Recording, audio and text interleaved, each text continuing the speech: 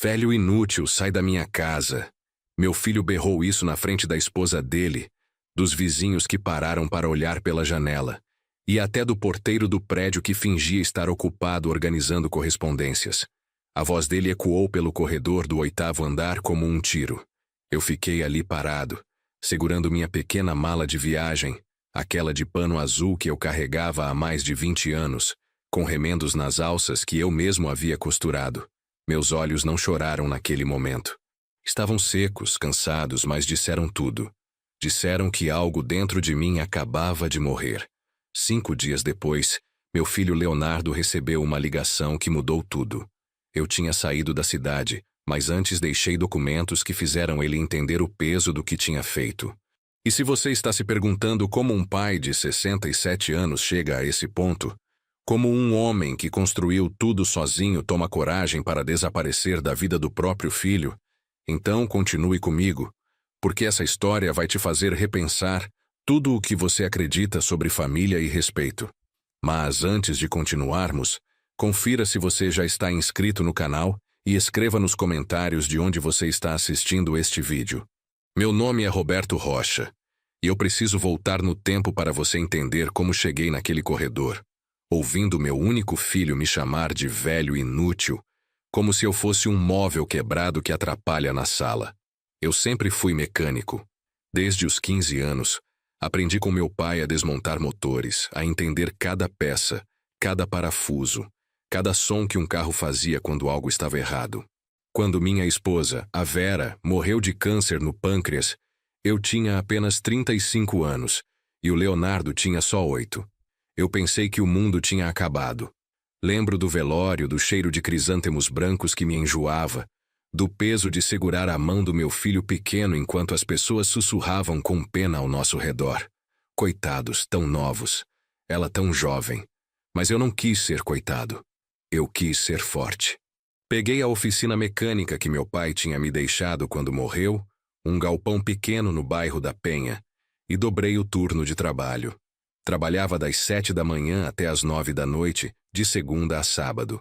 As mãos ficavam pretas de graxa, as costas doíam de tanto ficar curvado embaixo de carros, mas eu não parava. O Leonardo cresceu vendo eu trabalhar. Ele fazia lição de casa numa mesinha que eu montei no canto da oficina, entre pneus velhos e ferramentas. A gente comia marmita quentinha que eu comprava no restaurante da esquina. Arroz, feijão, bife acebolado. Nada sofisticado, mas tinha amor. Eu sempre dizia para ele: meu filho, a gente não tem muito, mas o que a gente tem é honesto, e dignidade ninguém tira. Com o tempo, a oficina foi crescendo. Contratei 2 ajudantes, o Zé Carlos e o Toninho, 2 rapazes bons de serviço e de coração. Não era luxo, mas dava para viver com tranquilidade. E eu sonhava com uma coisa só: ver meu filho formado, ver ele de beca, recebendo diploma, porque eu não tive isso. Parei de estudar no ensino médio para assumir a oficina quando meu pai adoeceu, e a Vera também não teve. Mas o Leonardo ia ter. Quando ele passou no vestibular para engenharia mecânica, eu chorei tanto que molhei o papel da aprovação. Mas a faculdade era particular, na Universidade Presbiteriana Mackenzie. Mensalidade de R$ 2.200 por mês durante 5 anos. Eu fiz as contas, daria em torno de R$ 132 mil no total com reajustes e material. Eu não tinha isso guardado, mas eu tinha a casa que minha mãe me deixou quando morreu. Uma casa simples de 3 cômodos em São Miguel Paulista, com quintal pequeno e um pé de manga que dava fruto todo ano. Vendi por R$ 150 mil. Usei o dinheiro para pagar a faculdade do meu filho à vista, consegui um desconto bom. Sobrou um trocado que guardei para emergências e continuei morando de aluguel, numa kitnet perto da oficina. Mas meu coração estava cheio porque ele ia ser alguém na vida. E ele foi. Leonardo se formou, arrumou emprego numa montadora de veículos, começou a ganhar bem. Ele continuou morando comigo até os 26 anos. A gente tinha uma relação boa. Ele me levava para assistir jogo do Corinthians no bar. Sentava comigo no sofá para ver o Fantástico no domingo, me chamava de coroa com carinho. Eu lembro de um dia que ele chegou com uma caixa de bombons Lacta e falou: Pai, tudo o que eu sou, eu devo ao Senhor. Eu guardei aquelas palavras como quem guarda uma medalha de guerra. Mas então veio a Juliana. Ela entrou na vida do Leonardo como um vendaval que bagunça tudo. Bonita, eu admito. Loira, cabelo sempre escovado, unhas impecáveis, roupas de grife. Trabalhava como supervisora numa loja de eletrônicos no shopping Aricanduva. Quando o Leonardo me apresentou ela, eu tentei ser educado. Preparei um churrasco no quintal da kitnet, comprei picanha, linguiça, farofa pronta. Arrumei a mesinha de plástico, coloquei guardanapos de papel coloridos. Mas a Juliana mal tocou na comida. Ficou mexendo no celular e fazendo comentários com aquele tom disfarçado de deboche. Ah, seu Roberto, o senhor é mecânico mesmo, né? Que legal. Deve ser cansativo trabalhar com as mãos o tempo todo. O tom não era de admiração, era de menosprezo. Eu engoli seco. Tentei ignorar. Afinal, era a namorada do meu filho. Eu queria que ele fosse feliz. Eles casaram 2 anos depois numa festa que eu paguei mais da metade. 16 mil reais da minha parte. A Juliana queria tudo do bom e do melhor. Buffet no Espaço Cristales, vestido de noiva importado da Espanha, decoração com flores importadas. E eu dei porque era o casamento do meu filho. E pai faz isso, pai dá. Mas a partir daquele casamento tudo mudou devagar, mas mudou de verdade. Primeiro foram as visitas. Eu ligava para marcar de ir no apartamento deles, e a Juliana sempre tinha uma desculpa. Ai, seu Roberto, hoje não dá. A gente vai sair com amigos. Hoje a casa está uma bagunça. A gente está cansado da semana. Leonardo concordava com tudo que ela dizia. Começou a me chamar de Roberto também, ao invés de pai. Pequeno detalhe, mas que doía como prego enferrujado entrando na carne. Depois veio o neto, o Pedrinho, meu netinho lindo de olhos azuis iguais aos da mãe. Quando ele nasceu, eu quis ficar no hospital, ajudar. Mas a Juliana disse que a mãe dela ia ficar. Não tinha espaço para mim. Eu segurei a dor e esperei. Quando finalmente pude ver o Pedrinho, com 4 semanas de vida, eu segurei aquele bebezinho no colo e prometi que ia ser o melhor avô do mundo. Mas a Juliana não deixou. As visitas começaram a ser agendadas com horário marcado. Eu não podia mais aparecer de surpresa, como os avós normalmente fazem. Tinha que ligar antes, confirmar horário, como se fosse marcar consulta no dentista. E mesmo assim, muitas vezes eu chegava lá e a Juliana inventava que o Pedrinho estava dormindo, ou irritado, ou com febre. Eu voltava para casa com o coração apertado, abraçando o carrinho de madeira que eu tinha feito na oficina para meu neto e que nunca conseguia entregar. Mas o pior ainda não tinha acontecido. E foi justamente esse pior que me trouxe até aquele corredor, ouvindo meu filho me humilhar na frente de todo mundo. Mas para você entender a pancada que eu levei, eu preciso te contar o que aconteceu antes. Preciso te contar sobre o dinheiro. Sabe aquele ditado que diz: quem vê cara não vê coração? Pois é. Quem olhava para mim naquela época via um senhor de 67 anos, aposentado, que vivia numa kitnet alugada no bairro da Penha. Quem via de fora achava que eu era só mais um vovô que passava o dia assistindo televisão e tomando chimarrão no portão. Mas por dentro eu carregava uma história que pesava mais que bloco de motor. Eu construí minha vida sozinho. E quando eu digo sozinho, eu não estou exagerando. Depois que a Vera morreu, não teve ombro amigo de verdade. Não teve ajuda de parente distante. Não teve nada caindo do céu. Teve eu, minha oficina mecânica, e a certeza de que eu precisava criar meu filho com dignidade. Lembro do primeiro ano sem a Vera. Eu acordava às 5:30 da manhã, preparava café com pão na chapa, levantava o Leonardo, vestia ele com o uniforme que eu mesmo lavava e passava porque pagar lavanderia era caro demais. Levava ele na escola, voltava correndo, abria a oficina e trabalhava até a hora de buscar ele. E quando ele dormia, eu continuava fazendo pequenos reparos, organizando ferramentas, estudando manuais técnicos. Muitas noites eu trabalhei até 1, 2 da madrugada. As mãos rachavam de tanto lidar com produtos químicos. As costas doíam de ficar curvado. Mas eu não parava porque eu tinha um propósito. Eu olhava para o meu filho dormindo com aquela carinha de anjo e pensava: ele vai ter uma vida melhor que a minha, ele vai estudar, ele vai ser alguém. Conforme o Leonardo foi crescendo, a oficina também cresceu. Eu consegui alugar um espaço maior, uns 100 metros quadrados, e contratei mais 2 mecânicos além do Zé Carlos e do Toninho. A gente atendia carros populares, caminhonetes, até alguns caminhões pequenos. Não era império, mas dava para sustentar 4 famílias e pagar todas as contas em dia. E para mim isso era muito. O Leonardo me via trabalhar todos os dias. Ele cresceu ali no meio de carros, ferramentas, cheiro de óleo diesel e graxa. Eu sempre conversei muito com ele. Sentava na beirada da cama dele à noite e contava histórias, não aquelas de super-herói e aventura. Eu contava histórias de luta, de gente que não desistiu. Falava do meu pai, que foi mecânico a vida inteira e nunca passou ninguém para trás. Falava da minha mãe, que criou 4 filhos vendendo cosméticos de porta em porta.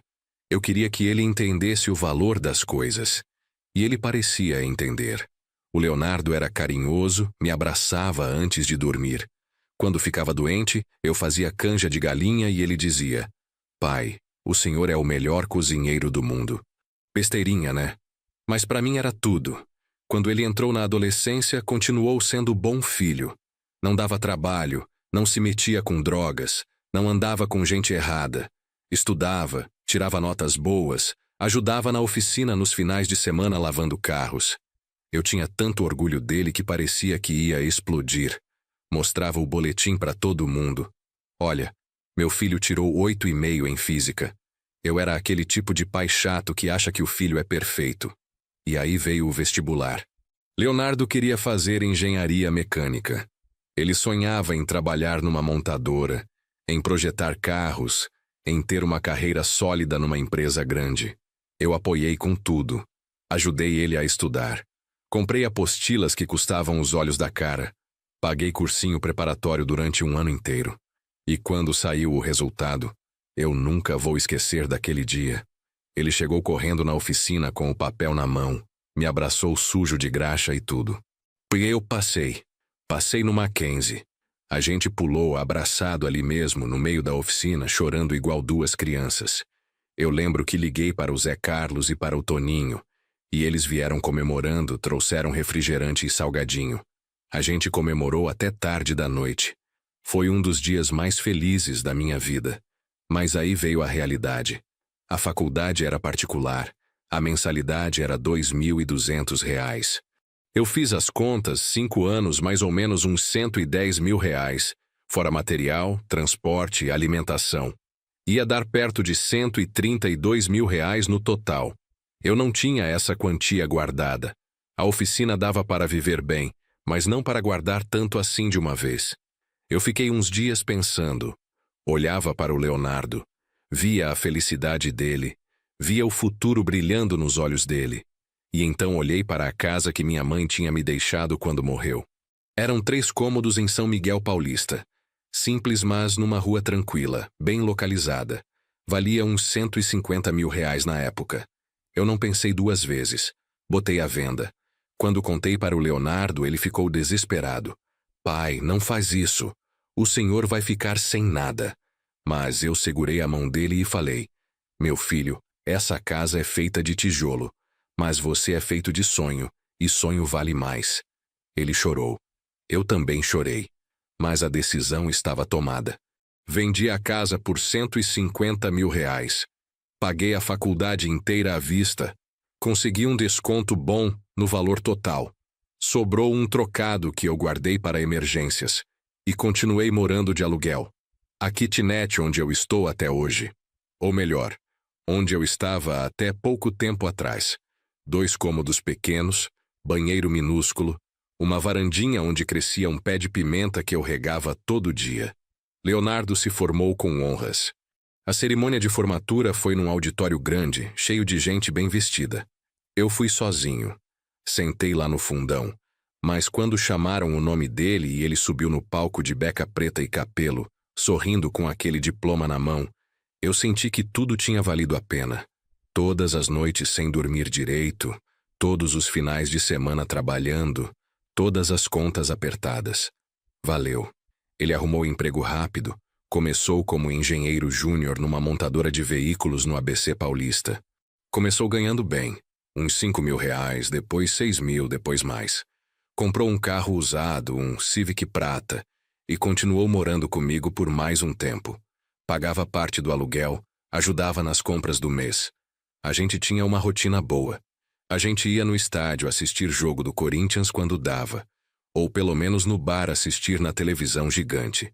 Ele escolhia churrasco, eu preferia feijoada, mas a gente sempre cedia um para o outro. Depois íamos comer pastel de feira no domingo de manhã. Coisas simples, mas que deixavam o meu coração quentinho. Ele me chamava de coroa, com aquele jeito carinhoso de filho. Dizia que um dia ia me dar uma casa própria de novo, que ia me levar para conhecer o Nordeste, que ia cuidar de mim quando eu ficasse mais velho. E eu acreditei. Acreditei com todas as forças do meu coração cansado. Até que ele conheceu a Juliana. Foi numa festa de confraternização da empresa dele. Ele voltou para casa naquela noite com um brilho diferente no olho. Pai, conheci uma menina incrível. Eu sorri. Incrível como? Ele ficou vermelho. Incrível de verdade. Bonita, inteligente, cheia de planos para o futuro. Eu fiquei feliz. Meu filho merecia ser feliz, merecia amar e ser amado. Eu só queria conhecer ela. E aí foi que começou o primeiro nó na minha garganta. A primeira vez que a Juliana veio aqui na minha kitnet, eu caprichei. Limpei tudo até brilhar. Passei pano com álcool nas janelas. Lavei o chão 3 vezes. Fiz um churrasco completo, picanha, linguiça calabresa, frango, farofa, vinagrete, arroz branco. Botei a toalha de mesa quadriculada que eu usava só em ocasiões especiais. Arrumei flores do mercado num copo. Passei desodorante no ambiente. Queria causar boa impressão. Quando ela entrou pela porta, eu notei o jeito dela olhar em volta. Um olhar rápido, mas julgador. Ela era bonita mesmo. Loira, cabelo liso na altura dos ombros, escova impecável, maquiagem leve mas marcante, roupa de marca. Salto médio, mesmo sendo almoço de domingo na casa do futuro sogro. Ela apertou minha mão de leve como quem toca em algo que pode estar sujo, e disse: Oi, seu Roberto, prazer em conhecer. Seu Roberto. Não, senhor Roberto. Não, pai. Só seu Roberto mesmo. Sentamos para comer. Eu servi a comida toda animado, contando que a receita da farofa era da minha avó, que eu tinha aprendido a fazer churrasco com meu pai quando era menino. A Juliana pegou um pedacinho minúsculo de carne, cutucou a farofa com o garfo e disse com aquele tom de falsa simpatia: Ah, que legal. Leonardo me falou que o senhor é mecânico, né? Deve ser bem cansativo trabalhar com carro. O tom não era de solidariedade, era de piedade disfarçada de educação. Doeu, mas eu fingi que não tinha percebido. Durante o almoço ela mal comeu. Ficou no celular respondendo mensagens, dando risadinhas baixas. O Leonardo tentava puxar assunto, mas ela respondia com sim, não, talvez. Quando eles foram embora, eu lavei a louça com um aperto no peito. Tentei me convencer de que era nervosismo dela, que na próxima vez ia ser diferente. Mas não foi. A cada encontro seguinte, eu sentia que a Juliana me via como um obstáculo, como alguém antiquado, atrasado, que não tinha nada a acrescentar na vida moderna deles. E o pior é que o Leonardo começou a mudar também. Aos poucos, mas mudou de forma clara. Ele parou de me chamar de pai e passou a me chamar de Roberto. Parou de me contar as coisas do trabalho dele. Parou de me perguntar como tinha sido meu dia.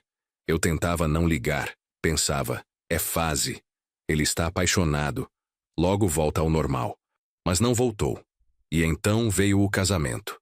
E aí começou o verdadeiro inferno da minha vida. O casamento foi bonito, não vou mentir. Foi num espaço de festas na Zona Leste. O Espaço Cristales. Com lustres de cristal, mesas decoradas com flores brancas e douradas, Tudo muito elegante e caro. Eu me senti deslocado o tempo todo. Botei meu terno cinza, o único social que eu tinha, comprado há 10 anos atrás para o casamento de um primo. Um sapato social preto que apertava um pouco. Mas eu estava feliz. Meu filho ia casar, ia começar uma família, e eu, como pai, só queria ver ele sorrindo. A Juliana entrou na igreja com um vestido branco que ela fez questão de contar para todo mundo que era importado da Espanha. Custou 10 mil reais só o vestido. O bolo tinha 4 andares. O buffet servia salmão, camarão, tender, coisas que eu nunca tinha provado na vida. E eu paguei 16 mil reais da minha parte, mais da metade do custo total. Dinheiro que eu juntei fazendo bicos na oficina, consertando carros nos finais de semana, economizando no mercado durante meses. Mas eu dei porque mãe faz isso, pai faz isso. A gente abre mão. No dia do casamento, a Juliana mal olhou para mim. Cumprimentou os pais dela com abraços longos e emocionados. Tirou centenas de fotos com as amigas, mas comigo foi só um oi seco e um sorriso falso de 5 segundos. O Leonardo tentou me incluir. Me chamou para tirar foto com eles dois. Mas quando eu me aproximei, a Juliana suspirou alto e disse: Leonardo, depois a gente tira com seu pai. Agora vamos tirar só nós dois, está bem? E ele concordou sem questionar. Eu fiquei ali segurando minha taça de refrigerante, sentindo meu coração se partir ao meio dentro do peito. Mas engoli a dor. Sorri. Bati palmas quando mandaram, porque era o dia deles, não meu. Depois do casamento, eles foram morar num apartamento alugado no Tatuapé. 2 quartos, sala ampla, sacada com churrasqueira, condomínio com piscina e academia, um lugar bonito e moderno. O Leonardo me ligou no primeiro dia e disse: Pai, vem conhecer nosso apartamento. Eu fiquei todo animado. Comprei um bolo de chocolate na confeitaria, embrulhado em papel bonito, ainda quentinho. Quando cheguei lá, toquei a campainha. A Juliana abriu a porta de roupão, cabelo molhado, cara de sono. Ah, seu Roberto, o Leonardo não te avisou que hoje a gente ia sair mais cedo? Eu gelei no corredor, mas ele me ligou ontem pedindo para eu vir hoje. Ela bufou com impaciência. Mas mudou os planos. Hoje não dá, a gente tem almoço com meus pais. O Leonardo apareceu atrás dela meio sem graça, ainda de chinelo. Desculpa, pai. Esqueci de te avisar que a gente tinha marcado esse almoço com os sogros. Eu segurei o bolo que já estava esfriando na minha mão e disse com a voz embargada: Ah, tudo bem, deixa eu deixar isso aqui para vocês então. A Juliana pegou o bolo de qualquer jeito, nem agradeceu direito, e começou a fechar a porta. Voltei para casa com um nó na garganta que não descia de jeito nenhum, sentindo pela primeira vez que algo estava errado de verdade. E as coisas só pioraram a partir dali. As visitas começaram a ser agendadas com antecedência. Eu não podia mais ligar e falar: Filho, vou dar uma passadinha aí para te ver. Não, tinha que ligar antes, perguntar se podia, confirmar horário, esperar a aprovação da Juliana. E mesmo assim, muitas vezes eu ligava e ela inventava desculpa. Ai, seu Roberto, hoje a casa está uma bagunça total. Hoje não dá, a gente vai sair daqui a pouco. O Leonardo está muito cansado do trabalho, melhor deixar para outro dia. Outro dia que nunca chegava de verdade. Eu comecei a me sentir descartável. Como uma ferramenta velha que você guarda no fundo da caixa e nunca mais usa, mas também não tem coragem de jogar fora. Aí veio o Pedrinho. Quando a Juliana engravidou, eu fiquei nas nuvens. Ia ser avô, ia ter um netinho para fazer brinquedos de madeira, para contar histórias, para dar colo e ensinar coisas da vida. Eu já comecei a construir coisinhas na oficina. Um carrinho de madeira com rodinhas que giravam de verdade. Um cavalinho de balanço pintado à mão. Um avião pequeno. Guardei tudo numa caixa enfeitada com papel de presente azul, esperando o dia de entregar. Mas quando o Pedrinho nasceu, eu não pude estar lá no hospital. A Juliana deixou bem claro através de uma mensagem de texto fria. A mãe dela ia ficar ajudando nos primeiros dias. Não tinha espaço para mais gente. Muita gente atrapalha, seu Roberto. O senhor entende, né? Eu disse que entendia. mas por dentro eu estava me despedaçando em pedaços pequenos. Quando finalmente consegui ver meu neto, ele já tinha 4 semanas de vida. 4 semanas inteiras. Eu cheguei no apartamento deles com a caixa de presentes que eu tinha feito, o coração batendo acelerado de emoção. A Juliana me recebeu na porta, pegou a caixa sem nem olhar direito o que tinha dentro e disse com pressa: "Ele está dormindo agora. Melhor você não pegar, senão acorda e fica irritado o resto do dia." Fiquei ali sentado no sofá da sala por 40 minutos, olhando para a porta do quarto, imaginando meu netinho dormindo do outro lado daquela parede. Esperei, esperei e esperei. O Pedrinho não acordou. Ou acordou e a Juliana não me chamou, eu nunca vou saber a verdade. Mas voltei para casa sem nem ter tocado nele. As visitas continuaram assim nos meses seguintes, controladas, cronometradas, vigiadas, como se eu fosse uma ameaça ao bem-estar deles. Eu ligava para perguntar se podia ver o Pedrinho e a Juliana sempre tinha uma desculpa pronta na ponta da língua. "Ah, ele está com febre baixa hoje. Ele está muito irritado, não para de chorar. Ele está na casa da minha mãe passando o final de semana." Quando eu finalmente conseguia ir, ficava meia hora no máximo, sempre com hora marcada. E a Juliana ficava ali de pé, de braços cruzados, me vigiando cada movimento, como se eu fosse fazer alguma coisa errada com meu próprio neto. Um dia eu levei o cavalinho de balanço que tinha feito. Passei 3 semanas trabalhando nele depois do expediente na oficina. Madeira de lei, lixada até ficar macia como seda, pintada à mão com tinta tóxica, crina feita de corda de sisal. Entreguei para o Pedrinho, que tinha uns 2 anos na época. Ele adorou, subiu no cavalinho e saiu balançando pela sala, rindo com aquela risada gostosa de criança feliz. Eu fiquei tão emocionado vendo aquilo. Até que na visita seguinte, 2 semanas depois, não vi o cavalinho em lugar nenhum. Perguntei com o coração apertado: "Cadê o cavalinho que eu fiz para o Pedrinho?" A Juliana deu de ombros sem olhar para mim. "Ah, ele enjoou rapidinho. Doamos para uma creche do bairro." Doaram para uma creche como se fosse um objeto qualquer sem valor. Eu mordi a língua com força para não falar nada que eu fosse me arrepender. Não falei nada naquele dia, mas naquela noite chorei tanto que molhei o travesseiro inteiro de tanta lágrima. E o Leonardo? O Leonardo não fazia absolutamente nada para me defender. Ele concordava com tudo que a Juliana dizia, como um boneco de ventríloco. Quando eu tentava conversar com ele sobre isso, ele me cortava antes mesmo de eu terminar a frase. "Pai, a Juliana está certa nisso. O senhor precisa entender que a gente tem nossa vida agora, nossa rotina com o Pedrinho." Pelo menos nesse momento ele ainda me chamava de pai, mas o tom era frio, distante, como se eu fosse um peso morto que ele tinha que carregar nas costas. Eu comecei a me sentir invisível dentro da vida do meu próprio filho. E então veio o aniversário do Pedrinho. Ele ia fazer 4 anos de idade. Eu fiquei esperando o convite chegar, ansioso como criança esperando o presente de Natal. Esperei, esperei e nada chegou. 1 semana antes da festa, liguei preocupado. "Filho, que horas é a festa do Pedrinho? Eu quero levar um presente bem legal para ele." Silêncio pesado do outro lado da linha.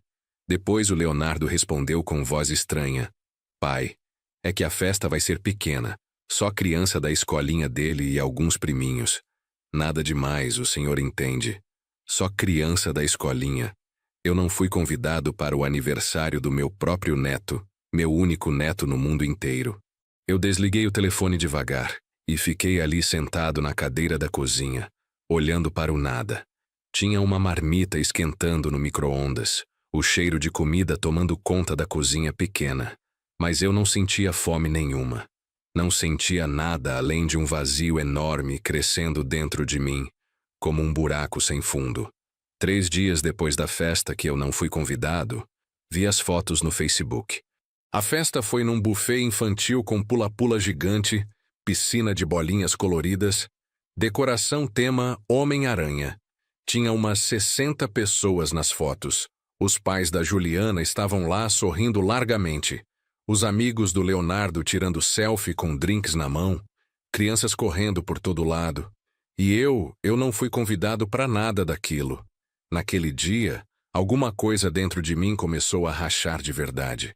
Não quebrou ainda completamente, mas rachou fundo, porque eu percebi com clareza dolorosa que não era esquecimento, não era descuido, era proposital e calculado.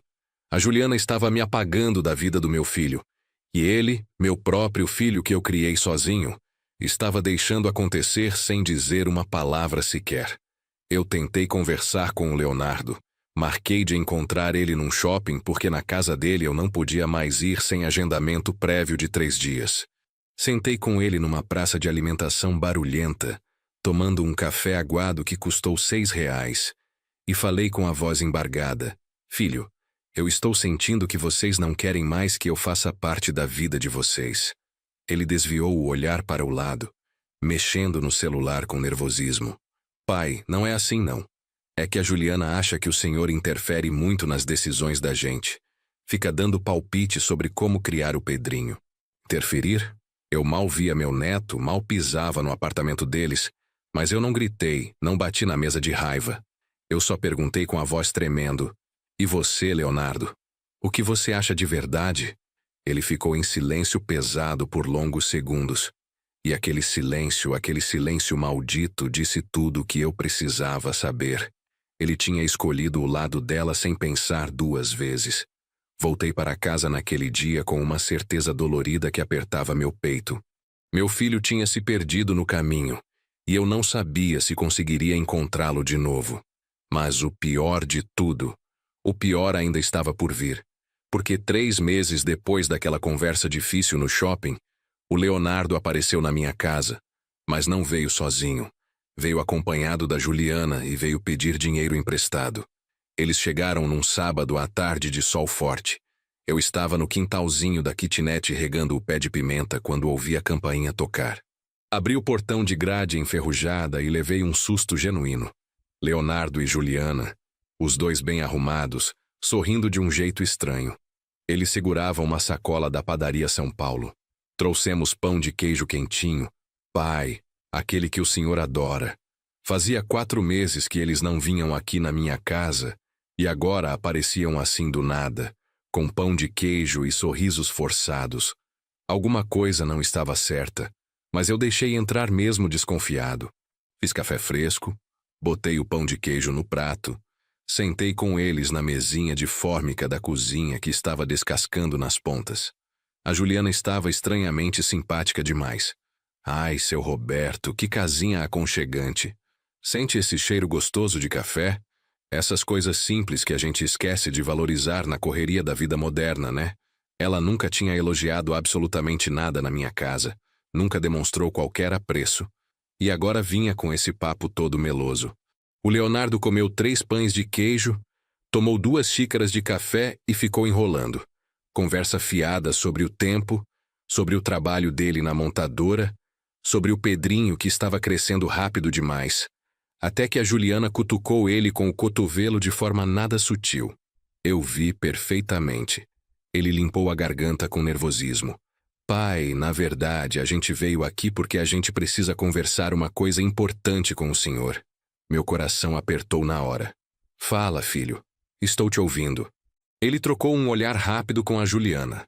Ela deu um sorrisinho falso de incentivo, e aí ele soltou de uma vez. "É que apareceu uma oportunidade incrível de investimento, pai. Um colega meu da montadora abriu uma franquia de lava rápido e está convidando sócios para expandir o negócio. É um negócio garantido, extremamente lucrativo. Ele já tem 2 unidades funcionando super bem e está abrindo a 3ª agora." Eu fiquei quieto, esperando ele continuar falando. "O problema é que a entrada para a sociedade é de R$80 mil. A gente está juntando dinheiro, mas ainda falta bastante. E a gente pensou, será que o senhor não poderia emprestar para a gente? R$80 mil. Eu senti o chão fugir completamente dos meus pés. Esse dinheiro era praticamente tudo que eu tinha guardado, minha reserva de emergência sagrada, o dinheiro que eu juntei vendendo algumas ferramentas antigas da oficina, quando me aposentei, fazendo uns bicos de concerto aqui e ali nos finais de semana, economizando centavo por centavo durante anos inteiros. Era o que me dava segurança para dormir tranquilo à noite, o colchão financeiro para qualquer imprevisto de saúde ou emergência. Filho, isso é muito dinheiro. Eu falei devagar. Eu sei, pai, mas é um empréstimo, não é doação. A gente devolve em 8 meses com juros de 10%. O senhor vai receber R$88 mil de volta.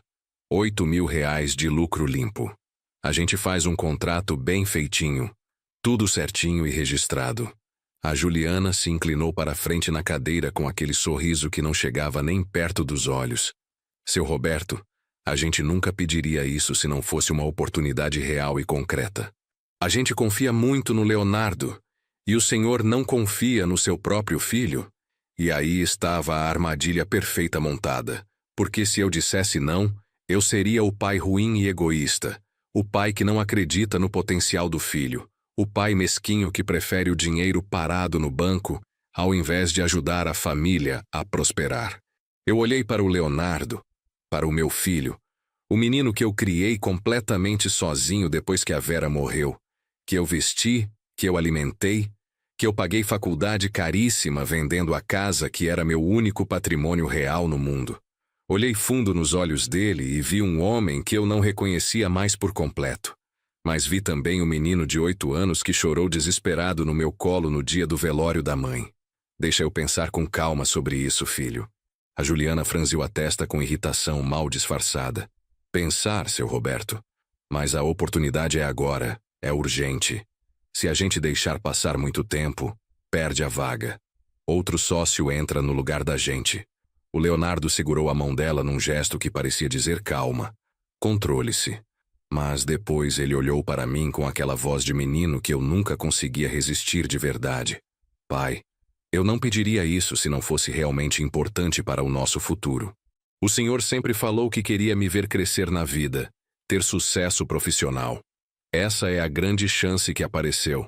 Eu respirei fundo, pesei tudo na minha cabeça por longos segundos e cometi o maior erro da minha vida inteira. Está bom, eu empresto o dinheiro para vocês.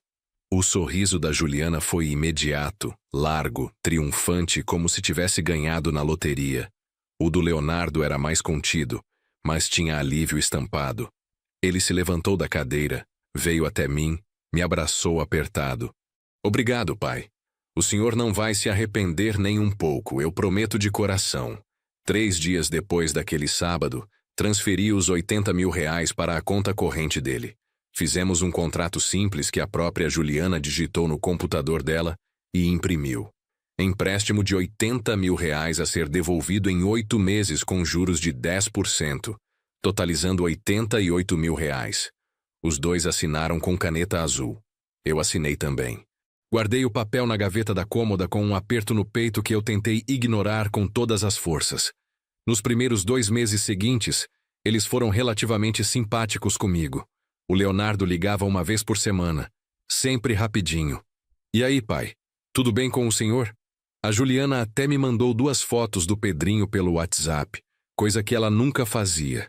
Eu me segurei para não parecer carente demais, mas respondi cheio de emojis de coração e carinhas sorridentes. Mas no 3º mês, as ligações começaram a rarear bastante. Quando eu ligava, o Leonardo atendia sempre apressado, com barulho de escritório ao fundo. Pai, estou no meio de uma reunião importante. Depois eu ligo de volta. E nunca ligava de volta. No 4º mês, eu comecei a ficar preocupado de verdade. Não tanto com o dinheiro ainda, mas com o distanciamento crescente. Era como se depois de conseguir o que queriam de mim, eu tivesse voltado a ser invisível e descartável. E aí chegou o 8º mês, o prazo final do empréstimo. Eu esperei pacientemente. Não cobrei logo no 1º dia do mês. Esperei uma semana inteira, depois 2 semanas. Quando se passaram 15 dias além do prazo, eu liguei com o coração apertado. O Leonardo atendeu, mas foi extremamente seco. Oi, pai. Filho, é que já faz mais de 8 meses do empréstimo que fiz para vocês. Silêncio pesado do outro lado. Pai, o negócio está indo super bem, Mas a gente ainda não conseguiu tirar o lucro necessário para devolver. Precisa de mais um tempo de prazo. Quanto tempo mais você acha que vai precisar? Não sei ao certo. Uns 3 meses, talvez. No máximo 4. Eu engoli seco, sentindo a angústia subir. Está bem, filho. 3 meses viraram 6 meses completos. 6 meses viraram 8 meses além do prazo original. E toda vez que eu perguntava com cuidado, o Leonardo tinha uma desculpa diferente e ensaiada. A franquia está em fase de ajuste de fluxo de caixa. A gente investiu em equipamentos novos de última geração. Está quase saindo o dinheiro, pai. Só mais um pouquinho de paciência. E a Juliana? Quando eu perguntava diretamente para ela em alguma visita rápida, era ainda pior. Seu Roberto, o senhor está sendo muito ansioso. Negócio sério não dá retorno da noite para o dia. Relaxa um pouco, para de cobrar tanto. Relaxa. Eu tinha emprestado praticamente tudo que eu tinha de reserva, e eles me mandavam relaxar como se fosse qualquer coisa. Mas o pior de tudo, o pior mesmo ainda não tinha acontecido, porque 10 meses depois do empréstimo, eu descobri algo que me fez cair literalmente de joelhos no chão da cozinha. Eu estava no mercado municipal comprando verduras frescas quando o seu Mário, meu vizinho de kitnet, veio falar animado comigo. Roberto, vi seu filho outro dia na avenida. Que carrão lindo ele comprou. Um SUV novinho em folha. Eu gelei completamente no meio do corredor de hortaliças. Carro? É. Um Compass preto 0 km. Lindão. Estava estacionado na frente do prédio dele. Eu vi quando passei por lá visitando minha irmã que mora perto. Voltei para casa com as pernas bambas, tropeçando. Entrei no Facebook que eu quase não usava, mas tinha criado uma conta só para acompanhar algumas fotos da família. E lá estava uma foto recente do Leonardo ao lado de um Jeep Compass preto novinho, sorrindo largo com a mão no capô, com a legenda empolgada. Conquista nova. Deus é fiel. Trabalho duro compensa. 120 mil reais. Eu pesquisei na internet. Um Compass Zero custava em torno disso na época. Eles tinham comprado um carro caríssimo com o meu dinheiro suado, enquanto me enrolavam dizendo que o investimento ainda não tinha dado retorno. Eu senti meu peito apertar tanto que achei que ia ter um infarto ali mesmo. Sentei no chão frio da cozinha, encostei a cabeça na parede gelada e deixei as lágrimas caírem sem controle. Porque não era só sobre o dinheiro em si. Era sobre a traição profunda, sobre a mentira descarada, sobre olhar nos meus olhos todo santo dia e me enganar sabendo perfeitamente que eu tinha vendido minha casa para pagar a faculdade dele anos atrás. No dia seguinte, respirei fundo e liguei. Estava decidido a confrontar de uma vez por todas. O Leonardo atendeu com aquela voz de preguiça. Fala, pai. Vi a foto do carro novo no Facebook. Silêncio constrangedor. E daí? E daí? Minha voz saiu trêmula de raiva contida. Leonardo, você me deve 80 mil reais há mais de um ano. Como você compra um carro de 120 mil reais? Pai, o carro foi financiado em 72 parcelas, e é problema exclusivamente meu o que eu faço com o meu dinheiro. O meu dinheiro. Não era o dinheiro dele, era o meu dinheiro emprestado que ele estava usando, e ele sabia disso perfeitamente. Mas filho, você prometeu devolver em 8 meses. Já faz quase 1 ano e meio. Eu vou devolver quando der, pai. Para de me pressionar desse jeito. O senhor está parecendo agiota de filme. Agiota. Meu próprio filho me chamou de agiota. Eu desliguei o telefone devagar e fiquei ali sentado na cadeira da cozinha por horas, ouvindo apenas o barulho monótono do relógio de parede. Tic-tac, tic-tac, como se o tempo tivesse parado completamente. E foi ali naquele momento que a rachadura dentro de mim aumentou perigosamente e começou a doer de verdade, doer fisicamente, porque eu percebi com clareza absoluta que não era só desrespeito comum, era crueldade calculada e proposital. Mas o que eu não sabia, o que eu jamais poderia imaginar, era que o pior de tudo ainda estava por vir nos próximos meses. Depois daquela ligação horrível, eu passei 5 dias inteiros sem conseguir comer direito. O estômago completamente revirado, a cabeça pesada como chumbo, o coração partido em tantos pedaços minúsculos que eu nem sabia mais como juntar. Eu olhava para o teto à noite sem conseguir dormir e ficava repassando tudo na cabeça exaustivamente.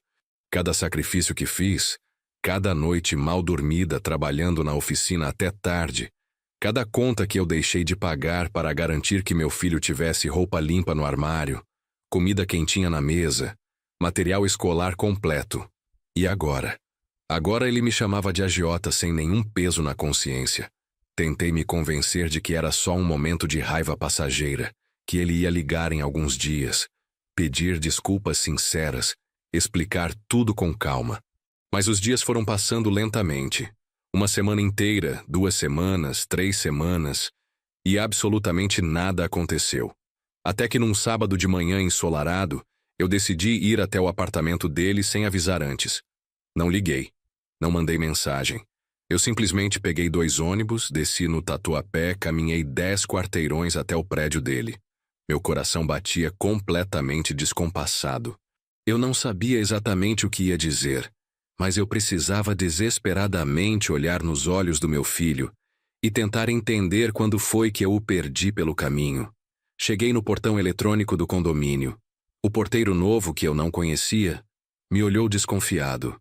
Bom dia, o senhor vai visitar alguém? Vou sim, vou no apartamento do Leonardo Rocha, 804. Ele pegou o interfone preto, ligou para o apartamento. Ficou esperando. Ninguém atendeu do outro lado. Tentou de novo com insistência. Nada. Eu pedi com voz embargada. Por favor, deixa eu subir. Eu sou o pai dele. Tenho certeza que ele está em casa. O porteiro hesitou bastante, mas acabou liberando com relutância. Subi no elevador espelhado, as pernas tremendo visivelmente. Cheguei na porta do apartamento 804. Respirei fundo várias vezes. Toquei a campainha insistentemente. Ouvi vozes masculinas lá dentro, televisão ligada alta, risadas. Toquei de novo com mais força. A Juliana abriu a porta usando calça de moletom cinza e camiseta larga, com o cabelo preso num coque bagunçado, sem uma gota de maquiagem.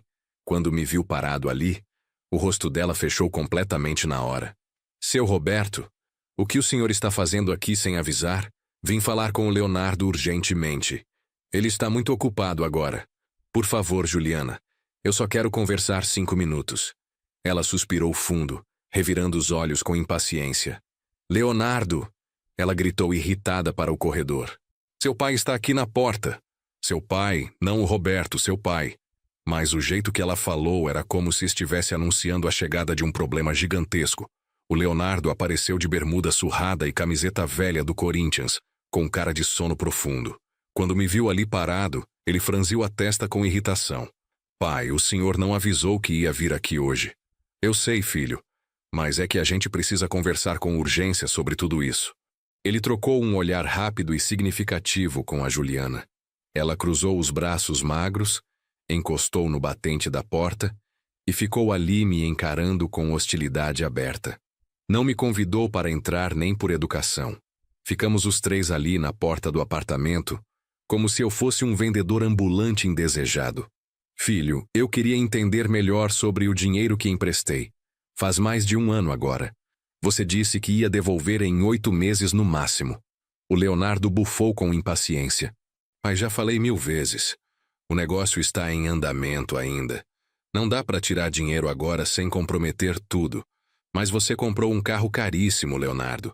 Eu já expliquei isso também. O carro foi totalmente financiado em 72 parcelas longas. Mas, Leonardo, eu emprestei praticamente tudo o que eu tinha guardado. Eu preciso muito desse dinheiro de volta. Eu tenho contas para pagar todo mês, remédios caros. A Juliana me cortou no meio da frase com agressividade. Seu Roberto, a gente também tem contas altíssimas todo mês. A gente tem uma criança para criar. O senhor acha que é fácil criar criança hoje em dia? Tudo é absurdamente caro. Escola particular, roupa de marca, médico especializado, inglês, natação. O senhor precisa urgentemente parar de pensar só em si mesmo. Só em mim? Eu senti uma onda quente de indignação subir pelo corpo inteiro. Juliana, Eu não estou pensando só em mim. Eu só quero receber de volta o que é legitimamente meu. O que é seu? Ela deu uma risada seca e cruel. O senhor emprestou para o seu filho, não foi?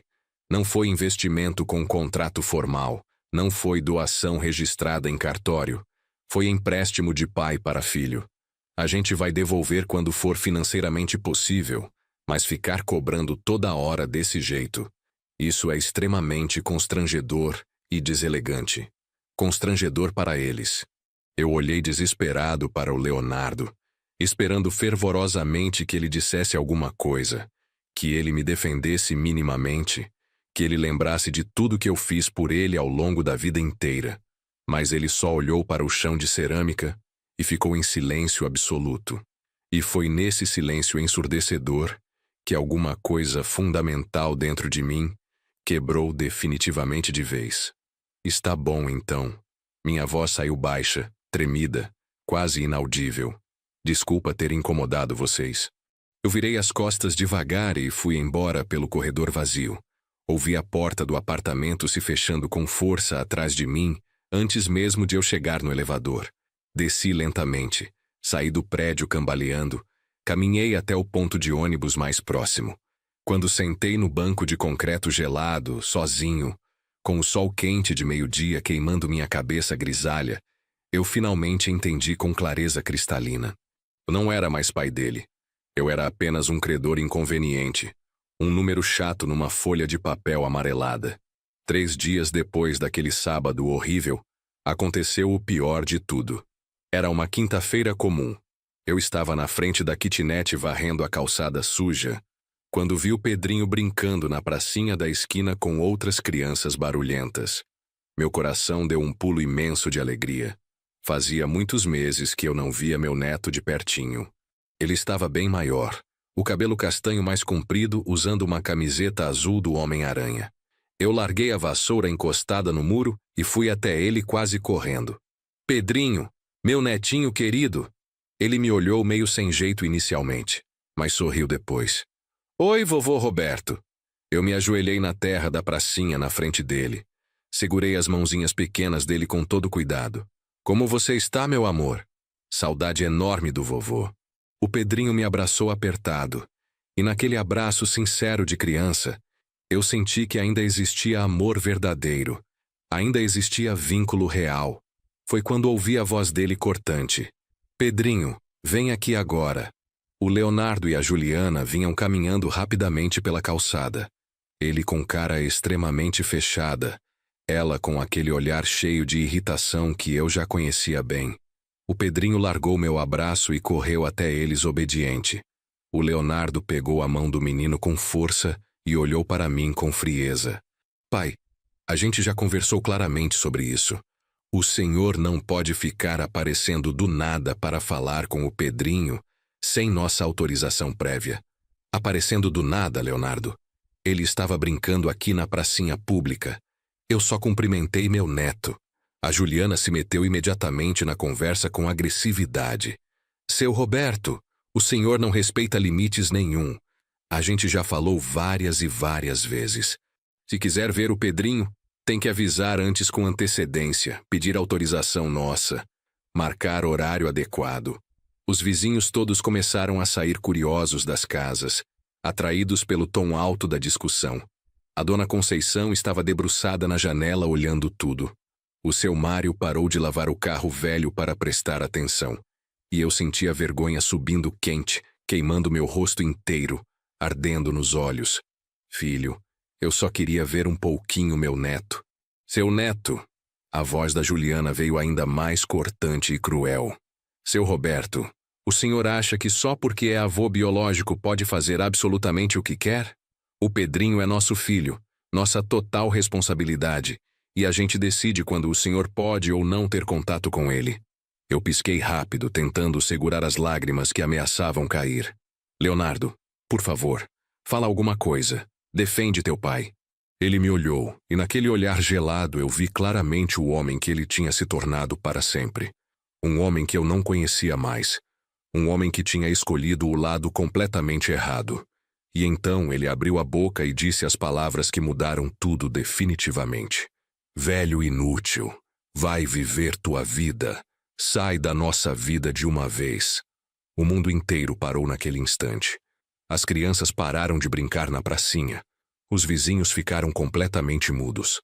Até o vento pareceu parar de soprar. Velho inútil. Meu único filho me chamou de velho inútil na frente de todo mundo. Na frente do meu neto pequeno, na frente dos vizinhos que me conheciam há décadas. Eu fiquei ali parado, petrificado, com a mão ainda segurando a vassoura velha de piaçava. Aquela vassoura que eu usava há anos, com o cabo de madeira gasto pelo tempo e suor. Meus olhos não choraram naquele momento terrível, mas disseram absolutamente tudo. Disseram que algo fundamental dentro de mim acabava de morrer para sempre. O Leonardo pegou o Pedrinho no colo e foi embora rapidamente. A Juliana me lançou um último olhar, um olhar vitorioso e cruel, e foi atrás dele sem olhar para trás. Eu fiquei ali sozinho na pracinha, com o barulho distante das folhas secas sendo levadas pelo vento quente, com o silêncio constrangido e pesado dos vizinhos ao redor, com a vergonha queimando cada pedacinho da minha pele enrugada. Entrei devagar na kitnet, fechei a porta de madeira, encostei nela e finalmente deixei as lágrimas caírem sem nenhum controle. Chorei como eu não chorava desde o dia terrível que enterrei a Vera no cemitério. Chorei por tudo que eu dei sem esperar nada, por tudo que eu abri mão sem pestanejar, por tudo que eu sacrifiquei sem pensar duas vezes, e pelo filho amado que eu perdi completamente pelo caminho. Mas naquela noite silenciosa, depois que as lágrimas finalmente secaram, depois que a dor profunda se transformou em outra coisa, algo gelado, algo decidido e irreversível, eu levantei da cama, acendi a luz amarelada da cozinha e fui até o armário embutido. No alto, bem atrás de umas caixas velhas de remédio vencido, tinha uma caixa de sapatos empoeirada. Abri com cuidado. Dentro estavam todas as provas documentadas da minha vida inteira de sacrifício. Os recibos amarelados da faculdade do Leonardo, todos os 5 anos completos, R$ 132 mil em parcelas que eu paguei suando sangue, trabalhando dobrado na oficina, consertando carros de madrugada, a escritura antiga do imóvel que eu vendi, a única coisa de valor que minha mãe me deixou de herança e que eu troquei sem hesitar pelo futuro educacional dele. Fotos antigas minhas, mais jovem e forte, cansado e exausto, mas sempre sorrindo com esperança, sempre tentando fazer o melhor possível.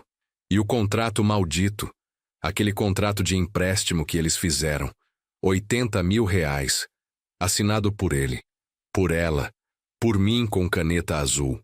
Olhei longamente para aqueles papéis amarelados espalhados e naquele momento preciso tomei uma decisão extremamente fria, calculada, completamente irreversível.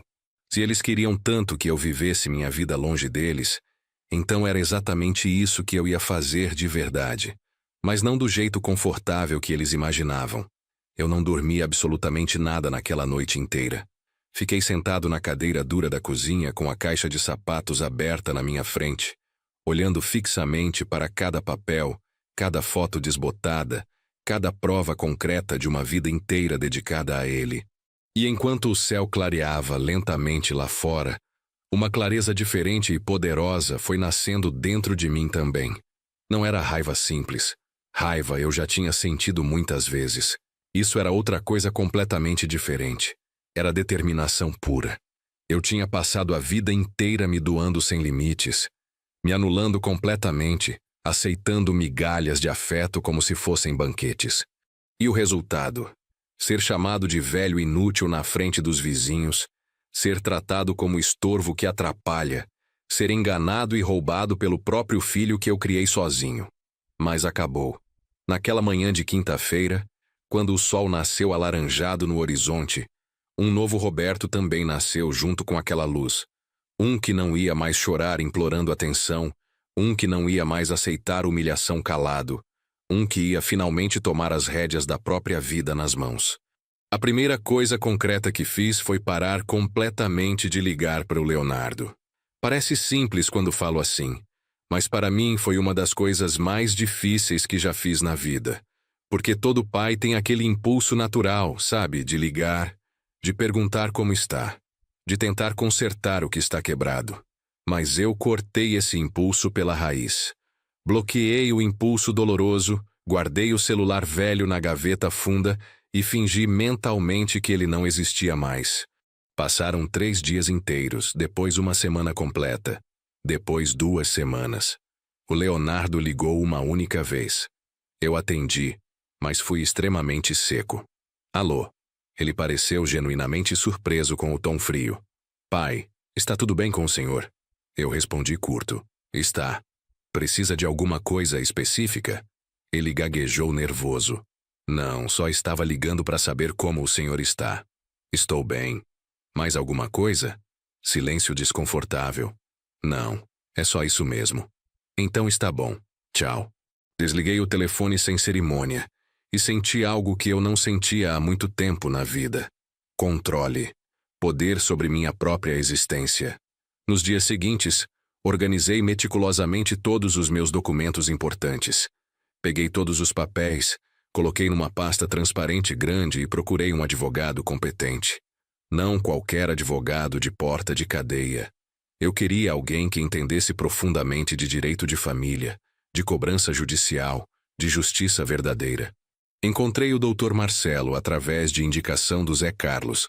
Escritório pequeno, mas limpo. Numa sala comercial no centro. Boa reputação sólida. Marquei consulta e fui determinado. Ele me recebeu numa salinha simples, com uma mesa cheia de processos empilhados e um cheiro forte de café requentado. Mas o olhar dele era afiado, extremamente atento. Eu gostei dele na hora. Contei tudo nos mínimos detalhes. Do começo ao fim. A casa vendida. A faculdade paga integralmente. O empréstimo enganoso. As mentiras descaradas. O carro comprado. A humilhação pública insuportável.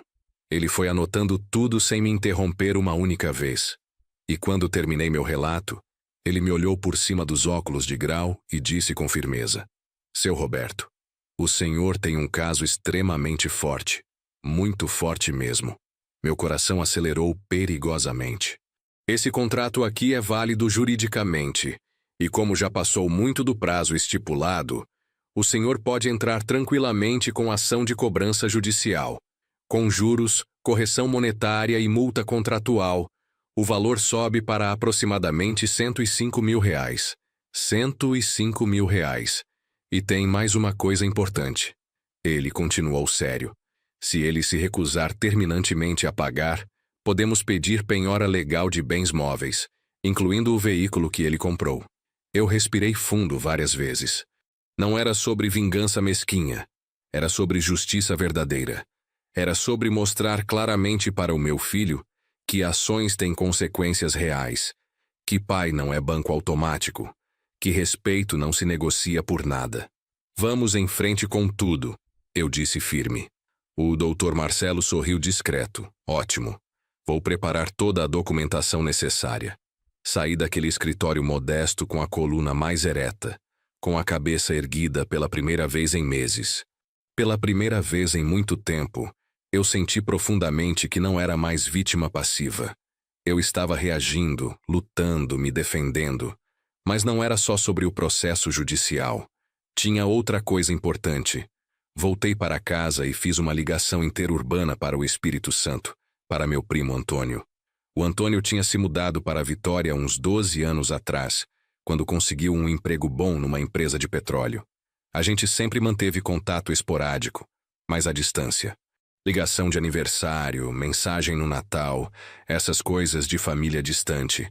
Mas, naquele dia específico, eu liguei por outro motivo completamente diferente. Roberto, que surpresa boa! A voz dele veio alegre e acolhedora. Antônio, eu preciso de um favor grande. Expliquei tudo pausadamente. A situação terrível com o Leonardo, o desrespeito acumulado, a humilhação pública e o que eu estava planejando fazer. Ele ficou em silêncio pesado por um tempo que pareceu eterno. Depois disse com voz emocionada: Primo, você sabe perfeitamente que pode contar comigo sempre, para qualquer coisa. Se quiser vir para cá, Minha casa é sua. Pode ficar o tempo que precisar. Tem certeza, Antônio? Não quero dar trabalho nenhum para você e sua família. Trabalho nenhum, Roberto. Você me ajudou quando eu mais precisei na vida. Lembra quando minha filha ficou doente grave e você me emprestou dinheiro sem cobrar prazo? Lembra quando eu estava desempregado e você me deu trabalho na oficina por 6 meses? Eu nunca esqueci disso. Vem, por favor, vem recomeçar aqui perto do mar. Eu fechei os olhos com força e pela primeira vez em muitos meses senti esperança verdadeira renascendo. Vou sim, mas não fala para absolutamente ninguém ainda, está bom? Isso é segredo total, segredo guardado a 7 chaves, primo. Desliguei o telefone e fiquei ali sentado no sofá velho da sala, olhando para as paredes descascadas da minha kitnet minúscula. Aquelas paredes tinham me visto chorar desesperado, me visto suar trabalhando, me visto envelhecer sozinho. Mas agora iam me ver partir para sempre. Nos dias seguintes, comecei a me preparar em completo silêncio, sem alarde nenhum, sem chamar atenção. Vendi alguns móveis discretamente, não todos para não levantar suspeita dos vizinhos, mas a geladeira velha que funcionava mal, a estante que estava quebrada há anos, umas cadeiras que eu não usava mais.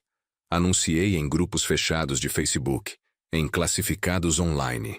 O dinheiro foi entrando aos poucos na conta. Doei roupas antigas para uma instituição de caridade do bairro da Penha. Separei apenas as que eu realmente usava com frequência e guardei numa mala pequena de viagem. O resto foi tudo embora. Eu estava desapegando sistematicamente e cada coisa que eu doava, cada móvel que eu vendia, era como se eu estivesse tirando um peso enorme das costas cansadas. Paralelo a tudo isso, o Dr. Marcelo foi avançando rapidamente com o processo judicial. Ele me ligava periodicamente para dar atualizações importantes. Seu Roberto, entrei oficialmente com a ação hoje mesmo. Seu filho vai ser notificado judicialmente em alguns dias. Eu agradeci com voz embargada, o coração batendo forte e descompassado. E então, 4 semanas depois daquela humilhação terrível na pracinha, eu procurei um contador profissional. O senhor Reinaldo, um senhor sério de uns 65 anos, de óculos grosso de grau e jeito paciente e metódico. Ele me ajudou a organizar absolutamente tudo. Imposto de renda atrasado, aposentadoria, transferência de documentos importantes, tudo certinho, tudo completamente legal. O senhor vai morar fora de São Paulo por quanto tempo? Ele perguntou curioso. Não sei ao certo, talvez para sempre. Ele me olhou com curiosidade evidente, mas não perguntou mais nada. Só fez o trabalho dele com competência. Comprei a passagem de ônibus. São Paulo para Vitória. Viação Águia Branca. Data marcada. Daqui a 1 semana exata. 1 semana. Meu coração apertou dolorosamente quando confirmei a compra no site, porque era real agora. Estava acontecendo de verdade. Eu ia embora. Ia deixar a cidade onde nasci. Ia deixar a oficina onde trabalhei 40 anos. Ia deixar tudo, inclusive meu filho. Mas ele não era mais meu filho de verdade. Não do jeito que eu conhecia e amava. Ele tinha se tornado outra pessoa completamente diferente. E eu precisava desesperadamente me tornar outra pessoa também. Durante esses dias finais de preparação, o Leonardo ligou mais 2 vezes. Das 2 vezes, eu fui educado, mas extremamente distante. Não falei absolutamente nada do processo judicial. Não falei nada da viagem planejada. Não dei pista nenhuma do que estava por vir. Só disse que estava tudo bem, que estava cuidando da minha vida finalmente. E ele, inocente demais ou arrogante demais para perceber o que estava acontecendo, achou que estava tudo completamente normal. 2 dias antes da viagem definitiva, recebi a ligação esperada do Dr. Marcelo. Seu Roberto, ele foi oficialmente notificado hoje de manhã. A notificação chegou no endereço dele por correios. Meu estômago revirou violentamente. E agora, o que acontece? Agora ele tem prazo legal para responder formalmente. Provavelmente vai tentar entrar em contato direto com o senhor, mas não se preocupe nem um pouco. Eu cuido de tudo rigorosamente daqui. O senhor pode ir tranquilo para Vitória. Tranquilo. Não sei se eu estava tranquilo de verdade, mas estava absolutamente decidido e determinado. Na véspera da viagem, fiz uma última coisa fundamental. Sentei na mesa velha da cozinha, peguei papel de carta e caneta azul e escrevi uma carta longa. Não foi nada fácil. Tive que reescrever 4 vezes completas, porque as palavras precisavam ser exatamente certas, precisavam doer, mas também precisavam libertar. E quando finalmente terminei, dobrei o papel com cuidado, coloquei dentro de um envelope branco comum e escrevi na frente com letra firme: para Leonardo. Deixei em cima da mesa bem visível. Na manhã seguinte, arrumei minha única mala, pequena, com o essencial da vida. Olhei em volta pela última vez. A kitnet simples de 2 cômodos, o quintalzinho minúsculo com o pé de pimenta que eu regava todo santo dia, a cozinha onde eu preparei milhares de refeições sozinho, onde eu chorei tantas lágrimas amargas. Tranquei a porta enferrujada com mão trêmula. Deixei a chave com a dona Conceição, que chorou copiosamente quando eu disse que ia viajar por tempo indeterminado. Cuida da casa para mim, Conceição. E quando meu filho vier perguntar por mim, entrega isso aqui para ele pessoalmente. Dei o envelope branco, peguei o táxi até o terminal rodoviário, fiz o check-in no guichê, embarquei no ônibus e quando o veículo saiu lentamente da rodoviária e eu vi São Paulo ficando cada vez menor pela janela embaçada, eu fechei os olhos fundos e respirei profundamente. Pela primeira vez em 67 anos inteiros de vida, eu estava vivendo exclusivamente para mim mesmo. E isso não era egoísmo puro. Era sobrevivência necessária. A viagem de ônibus durou 10 horas longas. 10 horas em que eu não dormi absolutamente nenhum minuto. Fiquei olhando pela janela suja, vendo a paisagem mudar gradualmente, vendo cidades passarem, vendo o oceano aparecer finalmente no horizonte distante. E pensando intensamente em tudo que eu estava deixando definitivamente para trás. Pensando no que me esperava à frente nessa nova vida. Quando o ônibus finalmente chegou no terminal de Vitória, o sol estava se pondo alaranjado no mar. Desci com as pernas bambas de cansaço, o coração acelerado de ansiedade.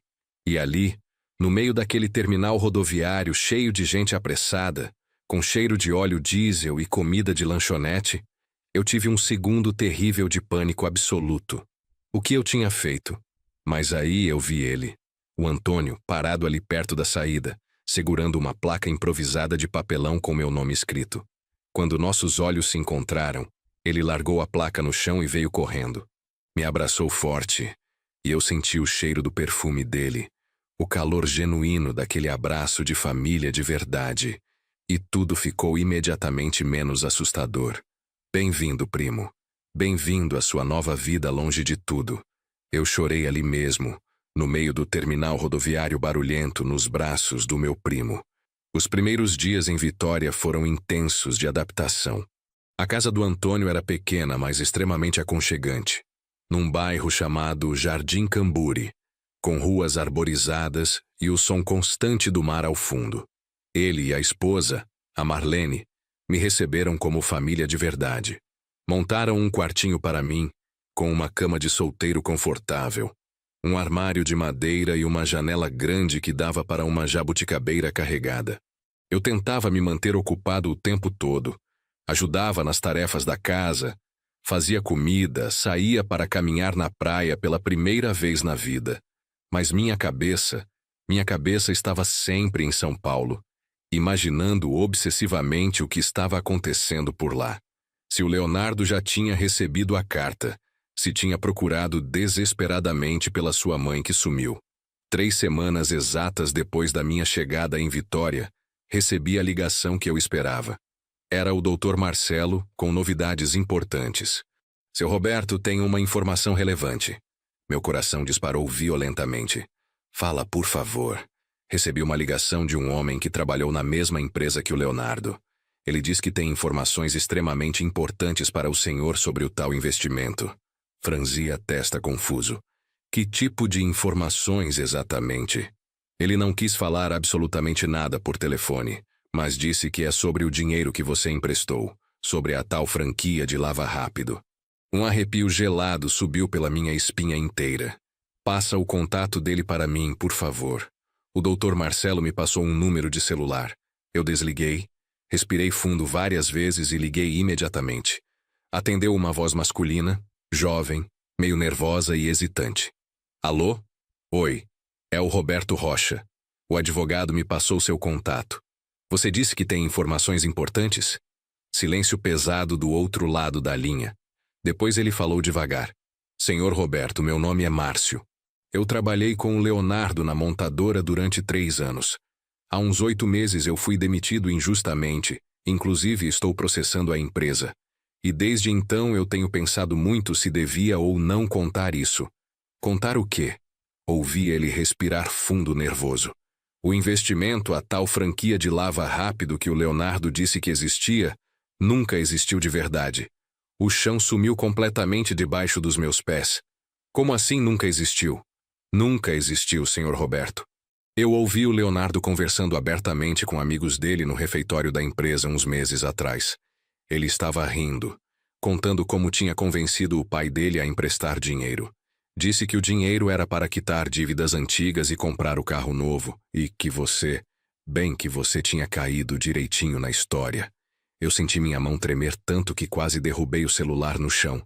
Quitar dívidas? Sim, senhor.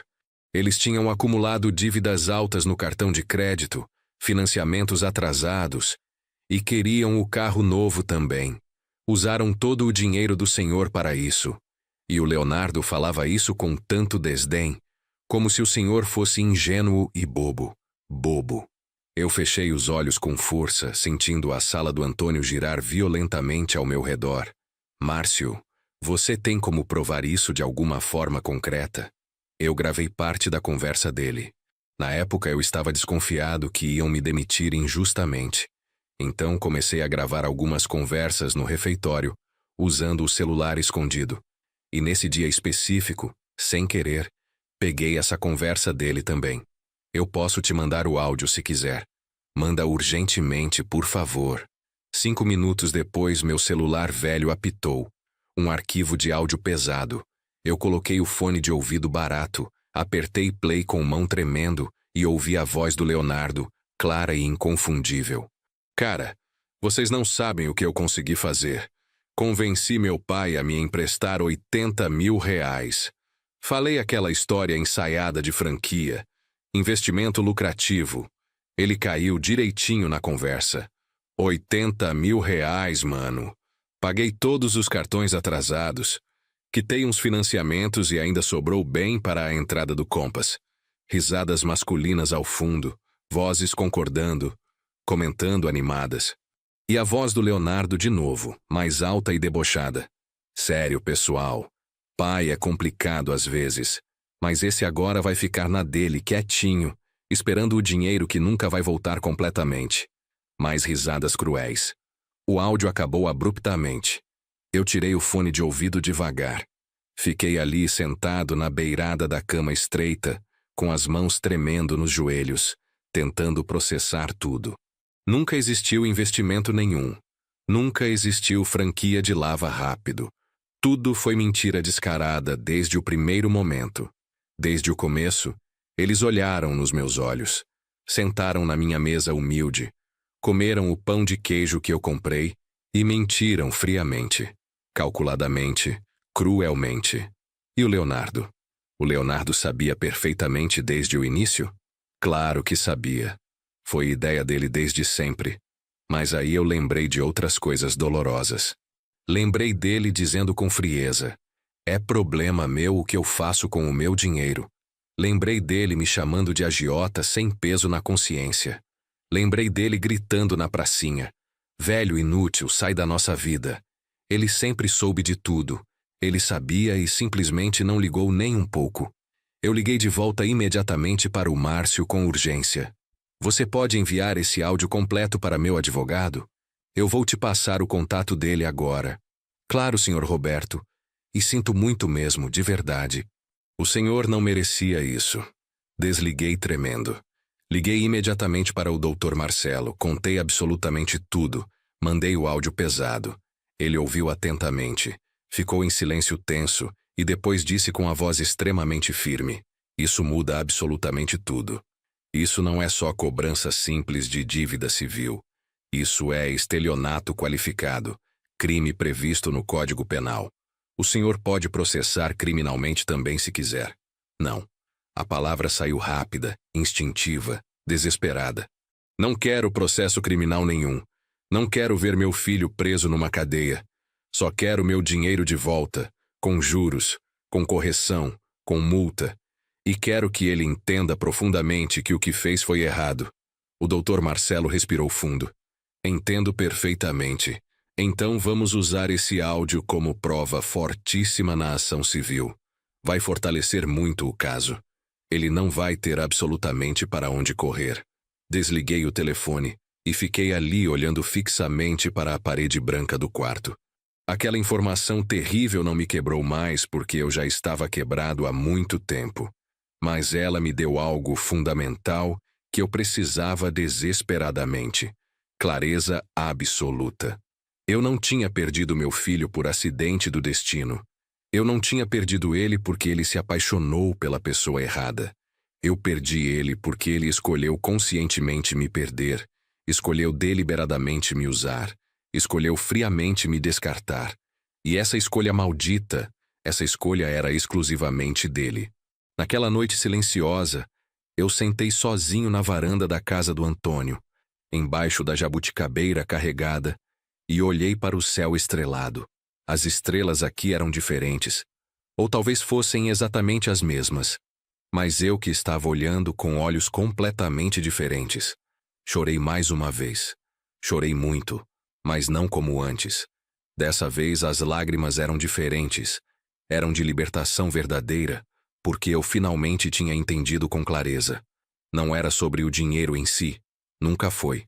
Era sobre dignidade humana, sobre valor próprio, sobre aprender dolorosamente que amar alguém não significa deixar que pisem em você sem limites. E eu tinha aprendido finalmente. Naquela noite específica eu dormi. Dormi profundamente pela primeira vez desde que saí de São Paulo. E quando acordei no dia seguinte, com o sol entrando forte pela janela e o cheiro de café fresco vindo da cozinha, eu soube com certeza. Eu ia ficar bem eventualmente. Não por causa do processo judicial, não por causa da justiça que viria inevitavelmente, mas porque eu tinha tomado a decisão mais importante da minha vida inteira. Eu tinha escolhido a mim mesmo finalmente. Mas antes de eu contar como tudo terminou de verdade, eu preciso voltar um pouco no tempo, voltar para aquele dia específico, o dia em que eu deixei a carta reveladora. Porque enquanto eu estava aqui em Vitória, descobrindo a verdade horrível, lidando com a dor profunda e tentando reconstruir minha vida aos pedaços, lá em São Paulo, uma bomba nuclear explodiu na vida do Leonardo. Foi a dona Conceição quem me contou tudo depois em detalhes. Ela ligou 5 dias depois que eu cheguei em Vitória para me avisar que o Leonardo tinha aparecido desesperado. "Roberto, seu filho veio aqui procurando você feito louco. Estava completamente desesperado. Perguntou onde você estava, quando ia voltar, se tinha deixado o endereço. Eu entreguei a carta exatamente como você pediu." Meu coração apertou violentamente. E ele? O que ele fez? Abriu ali mesmo na calçada da kitnet. Leu em pé e o rosto dele. Roberto, nunca vi ninguém ficar tão branco na vida. As mãos dele tremiam visivelmente. Ele tentou entrar na sua casa usando a chave que tinha, mas você tinha trocado a fechadura. Ele me perguntou seu telefone novo, mas eu falei que você tinha pedido para não passar para ninguém. Ele saiu daqui cambaleando pela calçada, sabe? Como se tivesse levado um soco devastador no estômago. Eu desliguei com o coração pesado e fiquei imaginando intensamente a cena. O Leonardo lendo aquela carta na calçada. O Leonardo entendendo finalmente o peso do que tinha feito. Deixa eu te contar exatamente o que eu escrevi. Porque aquelas palavras, eu pesei cada uma, cada vírgula, cada ponto final com cuidado cirúrgico. Leonardo, Se você está lendo isso agora, é porque finalmente se deu ao trabalho de me procurar. Não sei se foi por preocupação genuína ou por necessidade urgente, mas tanto faz agora. Eu não estou mais aí. Passei 5 dias inteiros pensando no que te dizer. Pensei em gritar, em xingar, em jogar na sua cara cada centavo que gastei, cada noite que não dormi trabalhando, cada vez que chorei por você sozinho. Mas não. Isso seria fácil demais. E eu cansei de facilitar absolutamente tudo para você. Então vou te contar uma história real. A história de um homem que ficou viúvo aos 35 anos, com um filho de apenas 8, sem grande formação profissional, sem dinheiro guardado, sem futuro garantido, mas que não desistiu nunca. Que pegou uma oficina mecânica herdada do pai e transformou isso numa vida digna. Que trabalhou até as mãos sangrarem de tanto apertar parafusos enferrujados. Que pulou refeições para você comer bem. Que vendeu o único patrimônio que tinha, uma casa simples que era minha herança sagrada, minha segurança, para pagar integralmente sua faculdade. 132 mil reais, Leonardo. Foi exatamente isso que custou seu diploma pendurado na parede. Não foi seu esforço pessoal, não foi sua inteligência natural, foi a casa do seu pai, aquela que eu vendi sem pensar 2 vezes, porque eu acreditava cegamente em você, porque eu achava honestamente que você valia mais que tijolos e cimento. Eu te criei completamente sozinho, te ensinei valores sólidos, te mostrei o que era dignidade verdadeira. E você? Você virou as costas para tudo isso no momento exato em que colocou uma aliança no dedo. Não vou culpar exclusivamente a Juliana. Seria fácil demais colocar a culpa toda nela. Mas você é um homem adulto e formado. Você fez escolhas conscientes. E uma dessas escolhas foi me tratar como lixo descartável. Você mentiu descaradamente para mim. Me enganou olhando nos meus olhos. Pegou 80 mil reais, praticamente tudo que eu tinha guardado, com uma história elaborada de investimento que nunca existiu de verdade. Comprou carro de luxo, quitou dívidas irresponsáveis, e quando eu cobrei educadamente você me chamou de agiota. Mas o pior de tudo não foi o dinheiro, Leonardo. Foi a humilhação pública. Foi ser chamado de velho inútil na frente dos vizinhos que me conhecem há décadas. Foi ser impedido de ver meu único neto sem autorização prévia. Foi ser tratado como um estorvo inconveniente na vida do meu próprio e único filho. Então, sabe o que eu fiz? Eu decidi te obedecer completamente. Você mandou eu ir viver minha vida e deixar a de vocês em paz. E é exatamente isso que eu estou fazendo agora. Eu saí de São Paulo. Me mudei para outro estado longe. Vou recomeçar do zero aos 67 anos de idade. Vou recomeçar completamente sozinho. Porque eu prefiro recomeçar sozinho do que continuar sendo humilhado perto de você. Ah, e sobre o dinheiro que você me deve. Você vai ser notificado judicialmente em breve. Entrei com ação de cobrança formal. O valor total, com juros, correção monetária e multa contratual, é de 105 mil reais. Você assinou um contrato legal. Vai ter que cumprir obrigatoriamente. E se não cumprir por bem, seus bens serão penhorados pela justiça, incluindo o carro que você comprou com o meu suor. Não tente me procurar desesperadamente. Não tente me ligar implorando. Troquei de número de telefone, deletei todas as redes sociais, cortei todos os laços que me prendiam. Você disse que eu era velho inútil, e talvez você tenha razão mesmo. Eu sou velho, mas sou velho e finalmente livre. Livre de você. Livre da sua ingratidão monstruosa. Livre da sua maldade calculada. Aprenda uma coisa fundamental, meu filho, porque ainda sinto que você é meu filho apesar de tudo. Quem cria cobras não pode se espantar quando é picado. Você fez escolhas conscientes, agora vive com elas para sempre. Eu já escolhi e minha escolha definitiva é eu mesmo. Adeus para sempre, Roberto Rocha. Post-scriptum. Pode ficar com o dinheiro da faculdade que paguei. Considere um presente de um pai idiota, que achou que amor comprava respeito. Mas os 80 mil reais que te emprestei, esses eu quero de volta com juros e correção. A dona Conceição me contou em detalhes que depois de ler a carta inteira, O Leonardo ficou parado na calçada por uns 15 minutos longos, só olhando fixamente para o papel. E então ele correu desesperado para o carro, entrou e saiu em disparada. Ele tentou me ligar insistentemente, mas meu número antigo não existia mais. Tentou me procurar no Facebook, mas eu tinha deletado tudo completamente. Ligou para vizinhos antigos, para conhecidos da oficina. Ninguém sabia onde eu estava de verdade, porque eu não contei para absolutamente ninguém além do Antônio e do Dr. Marcelo. 2 dias depois da carta chegou a notificação judicial oficial. O Dr. Marcelo me mandou mensagem confirmando. Ele foi oficialmente notificado. Tem 15 dias corridos para responder formalmente. O Leonardo tentou contato através do próprio advogado dele. Pediu meu telefone novo desesperadamente. O Dr. Marcelo negou terminantemente. Disse que toda e qualquer comunicação seria feita exclusivamente através dele. Ele mandou uma mensagem que o Dr. Marcelo me repassou na íntegra. Pai, por favor, me dá uma chance de explicar tudo. Eu errei muito. Eu sei que errei gravemente.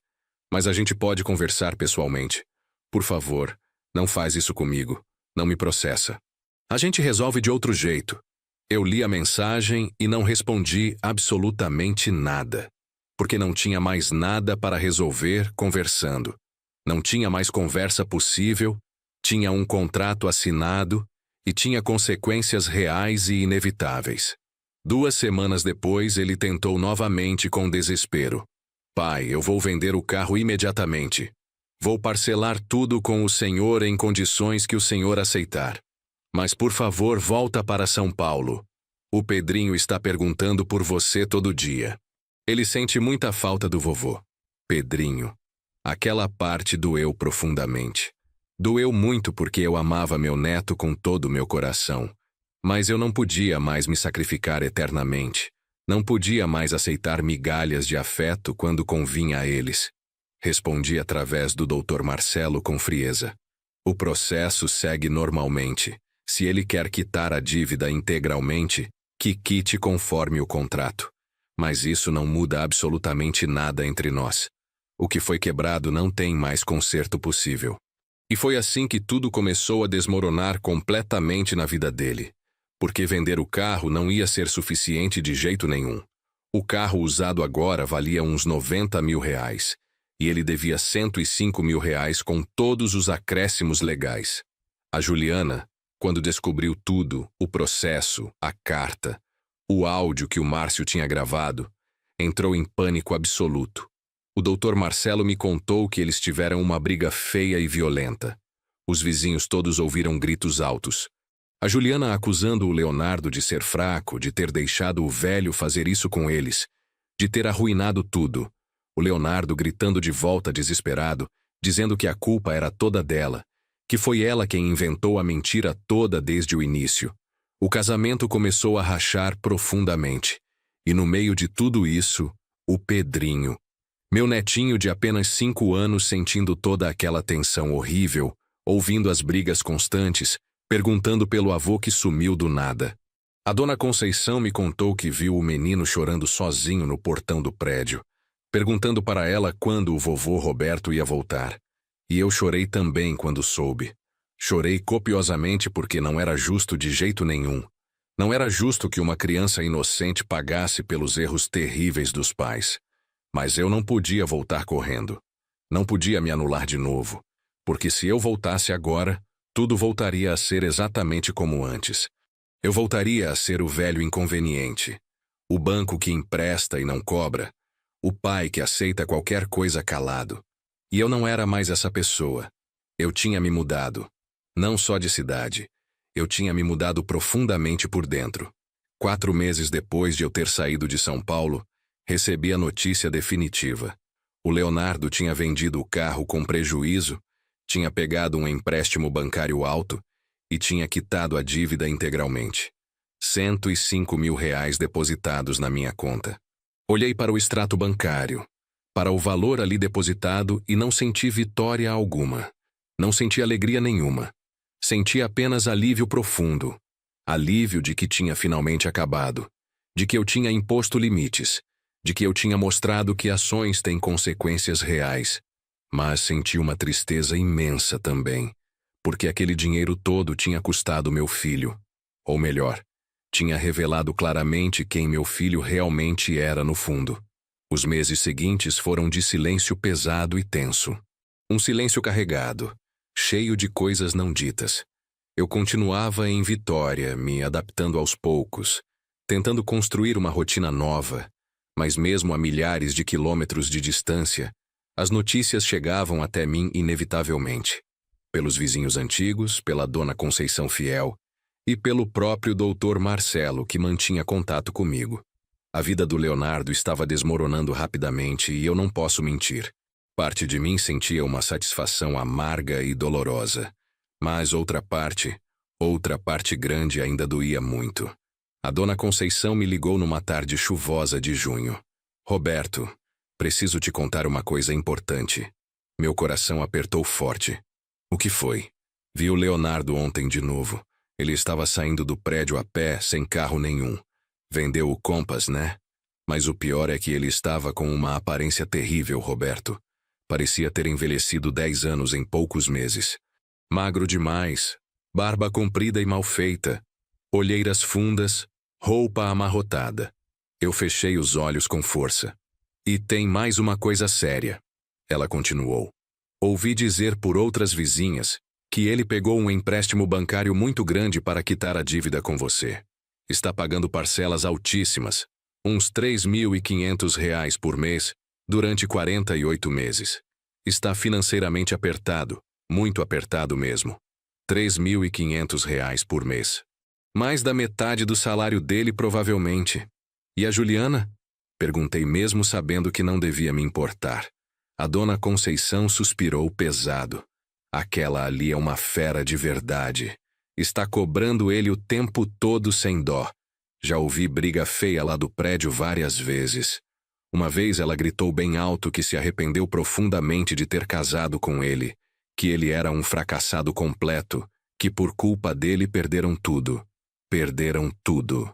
Eles ainda tinham apartamento alugado, tinham empregos estáveis, tinham saúde, tinham um filho lindo. Eles não perderam tudo de verdade. Perderam apenas o que nunca foi realmente deles, o meu dinheiro suado, e a consequência das mentiras que contaram. E o Pedrinho? Minha voz saiu fraca e embargada. Ah, Roberto. O coitadinho anda muito quieto, tristonho. Vi ele outro dia na pracinha brincando meio sozinho. As outras crianças chamavam ele para brincar, mas ele não queria não. Só ficou sentado no balanço parado, olhando para o nada. Meu coração se partiu em pedaços minúsculos. O Pedrinho não tinha culpa de absolutamente nada. Ele era uma criança inocente, uma criança que perdeu o avô porque os pais foram gananciosos, mentirosos e cruéis. Mas eu não podia fazer nada agora.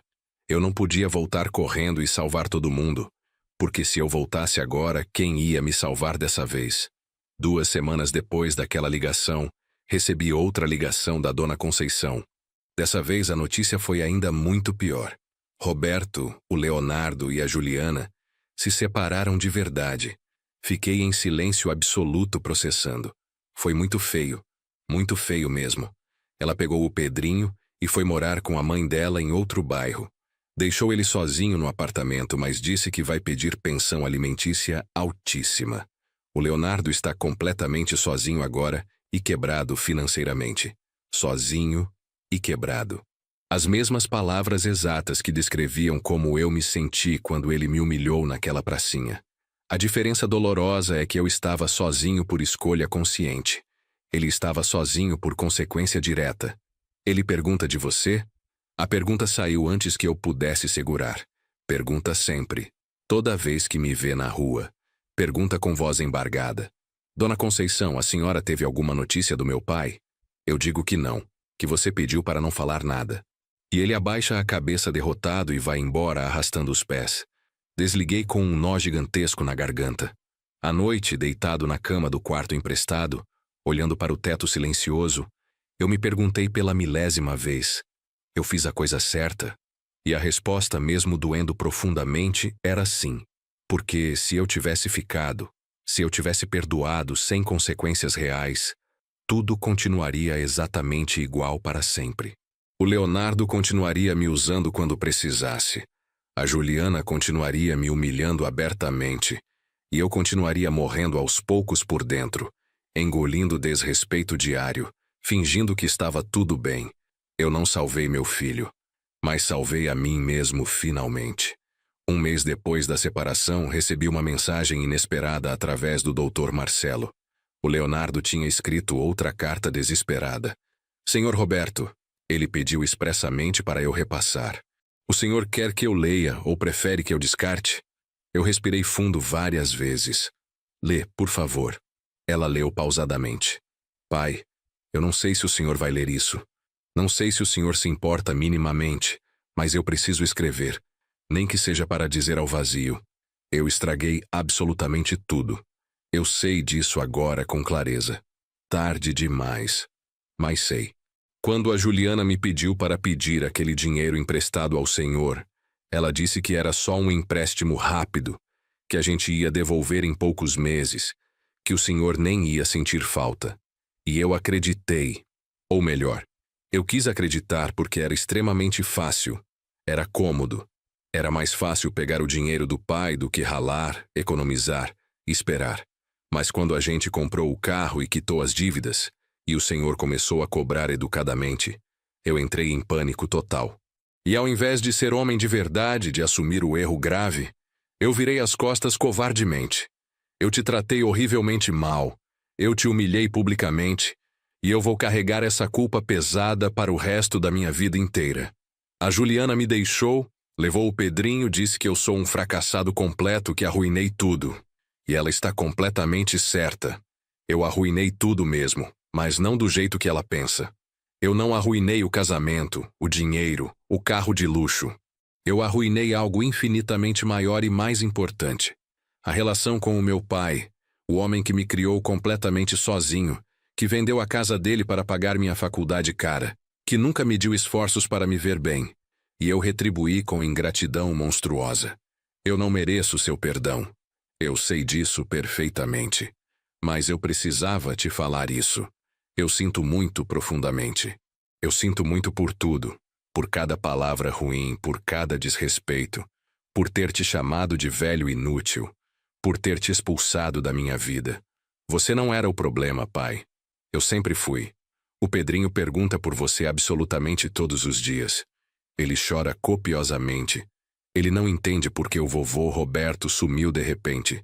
E eu não sei o que dizer para ele, porque a verdade é vergonhosa demais para ser dita a uma criança. Eu não estou pedindo para você voltar. Eu sei perfeitamente que não tenho esse direito. Só estou pedindo, sei lá, que você seja feliz longe. Que você viva sua vida como eu mandei estupidamente, porque pelo menos um de nós dois merece ser feliz. E essa pessoa é você, não eu. Leonardo. O Dr. Marcelo terminou de ler. Ficou em silêncio respeitoso, esperando minha resposta. Eu limpei as lágrimas que teimavam em cair. Obrigado por ler, mas não vou responder nada. Tem certeza absoluta? Tenho, porque aquela carta, mesmo triste, mesmo aparentemente cheia de arrependimento sincero, não mudava nada do que aconteceu. Não devolvia os anos de humilhação acumulada. Não apagava o velho inútil gritado. Não curava a ferida profunda. Era tarde demais? Talvez. Ou talvez não fosse sobre ser tarde demais. Era sobre eu ter aprendido dolorosamente que perdão não significa necessariamente volta, que eu podia perdoar lá no fundo do meu coração cansado, mas não precisava voltar para a vida dele. Não precisava me sacrificar de novo eternamente. 2 semanas depois, a dona Conceição me ligou pela última vez. Roberto, o Leonardo se mudou definitivamente. Se mudou para onde? Deixou o apartamento caro. Deve ter voltado para algum aluguel mais barato que consegue pagar. Não aguenta mais pagar o condomínio alto, as prestações do empréstimo bancário e ainda a pensão do Pedrinho. Está financeiramente quebrado, Roberto. Quebrado de verdade. Eu fiquei em silêncio pesado. E sabe o que mais me partiu o coração? Ontem vi ele no mercadinho da esquina comprando apenas pão francês e mortadela barata. Só isso. Lembra quando você fazia isso? Quando o dinheiro estava apertado e você comprava o básico para dar para o Leonardo menino? Sim, eu lembrava perfeitamente. Agora é ele quem está vivendo assim. A vida tinha dado a volta completa. O filho que cresceu comendo pão com mortadela porque o pai vendia a casa para pagar a faculdade dele, agora estava de volta ao pão com mortadela, mas dessa vez por escolhas próprias e consequências diretas. E eu? Eu estava em Vitória comendo peixe fresco grelhado, tomando suco de maracujá natural, assistindo o pôr do sol alaranjado na praia de Camburi. Não era vingança mesquinha, era consequência natural. E talvez fosse justiça divina. 6 meses completos. Tinha passado meio ano desde que eu pisara em solo capixaba pela primeira vez. Meio ano desde que eu tinha deixado para trás uma vida inteira construída. E sabe o que eu descobri? Que recomeçar não tem idade nenhuma. Tem apenas coragem. Vitória tinha me acolhido de um jeito que eu nunca esperei. Consegui um trabalho meio período numa oficina mecânica pequena no bairro. O dono, seu Geraldo, um senhor de 70 anos, me contratou quando viu meu trabalho. Você tem mão boa, Roberto. Faz quanto tempo que trabalha com motor? A vida inteira, respondi. O salário era modesto, R$ 1.200 por mês, mas era meu. Eu não devia nada para ninguém. Não estava trabalhando para pagar dívida de filho ingrato. Estava trabalhando para mim. Comecei a frequentar um grupo de caminhada para a terceira idade. Toda terça e sábado a gente caminhava pela orla, via o mar, respirava ar puro e salgado. Fiz amizades verdadeiras. Seu Osvaldo, Dona Maria, seu Jorge. Pessoas que não me conheciam como o pai do Leonardo, me conheciam apenas como Roberto. E isso era libertador. Um dia, o seu Osvaldo, viúvo de 70 anos, me puxou conversa. Roberto, você tem um sorriso bonito quando sorri de verdade. Devia sorrir mais, amigo. Fazia décadas que ninguém reparava no meu sorriso. Ele me convidou para tomar uma cerveja depois da caminhada. Eu aceitei. Não era para substituir meu filho. Era apenas companhia boa, leve, sem cobranças. Eu estava em paz. Pela primeira vez em muitos anos eu estava genuinamente em paz. Mas a vida, ela sempre dá voltas inesperadas. Numa manhã de dezembro ensolarada, meu celular tocou. Número desconhecido de São Paulo. Atendi receoso. Alô? Vovô Roberto? Meu coração parou. Era a voz do Pedrinho, já com 6 anos, mais firme. Pedrinho? Sou eu, vovô. A mamãe deixou eu ligar. Eu sinto muita saudade. Lágrimas imediatas desceram. Eu também, meu netinho. A voz da Juliana veio ao fundo, diferente, mais suave. Seu Roberto, sou eu. Olha, eu sei que não tenho moral nenhuma para falar com o senhor depois de tudo. Mas o Pedrinho chora por você toda a noite. A terapeuta dele disse que ele precisa desse contato. Eu não estou pedindo para o senhor voltar. Só para conversar com ele às vezes, se quiser. Fiquei em silêncio pensando. Está bem. Posso conversar com ele por vídeo uma vez por semana. Obrigada, seu Roberto. E o Leonardo, ele está muito mal. Não estou pedindo perdão para ele. Só queria que soubesse. Desliguei tremendo. E foi naquele momento que entendi algo fundamental.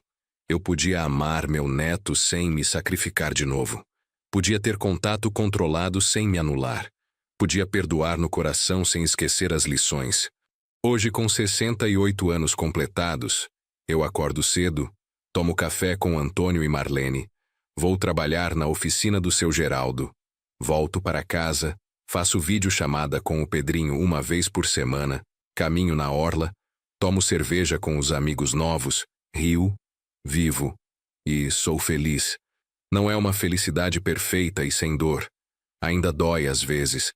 Ainda sinto falta do filho que criei, não do homem que ele se tornou. Mas aprendi a lição mais importante. Respeito não se implora, se conquista ou se abandona. Eu não fui embora porque era fraco. Fui porque era forte o suficiente para me escolher. Forte para recomeçar aos 67 anos. E se você está me ouvindo agora, se está sendo desrespeitado por quem ama, escute. Você não precisa se anular para ser amado. Amor verdadeiro não humilha. E nunca é tarde para recomeçar. Se esse relato tocou você, deixe um comentário contando de onde está assistindo. Você já precisou impor limites com quem ama?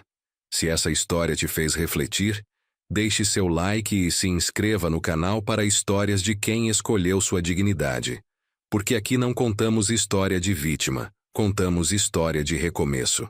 Um abraço de vitória. E lembre-se, você é mais forte do que imagina.